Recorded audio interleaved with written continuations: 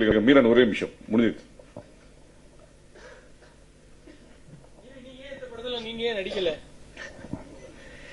தேனியில நடக்கிற படங்க. தேனியில உங்களை மாதிரி ஆளே இல்லையா? என்ன மாதிரி இருப்பாங்களான்னு தெரியலங்க. தேனியில வந்து அது இன்டீரியர்ல நடக்கிற ஒரு கதை. சோ ரொம்ப ஒரு ராவான ஒரு பிலிம். அதனால வந்து நான் நடிக்கல. ஓவியா உங்களோட சாய்ஸ் தான். நம்மள படத்துக்கு என்னோட படத்துக்கான சாய்ஸ், என்னோட சாய்ஸ் கிடையாது. அவங்க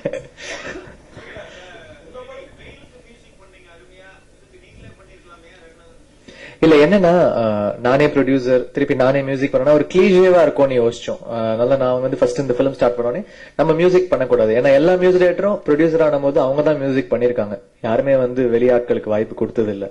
சோ ஃபர்ஸ்ட் டைமா நம்ம பண்ணோமே ஒரு பிரேக் பண்ணி, சோ என்னோட அசிஸ்டன்ட்க்கு நான் வாய்ப்பு கொடுத்தேன்.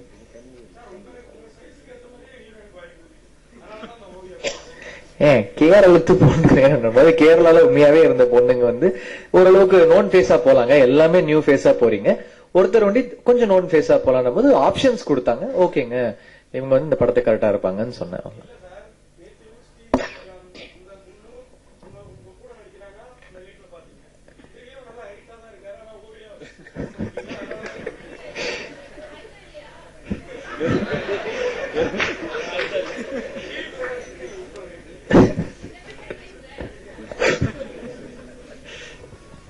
நீங்க தயாரிப்பாளர் முறையில் ஒரு கேள்வி சொல்லுங்க சார். அவர் முதல்ல ஒரு பட்ஜெட் சொல்லி போற டைரக்டர். ஆமா, இத்தனை நாள் ஷூட்டிங் நடத்துவேன்னு சொன்னாரா? அதுபடி முடிச்சு கொடுத்தாரா?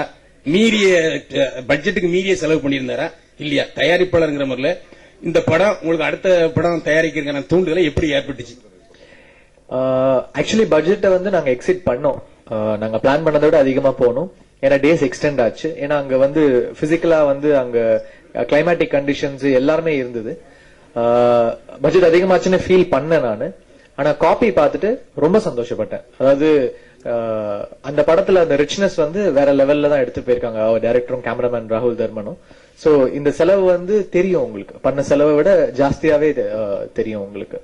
சோ அந்த ஜஸ்டிஃபை பண்ணிருக்காரு டைரக்டர். இந்த படத்தின் மூலம் அடுத்து தொடர்ந்து படங்கள் எடுக்கிறதுக்கான ஒரு உற்சாகம் உங்கள்கிட்ட இருக்காங்க மட்டும்? டெஃபினட்டா இருக்கு.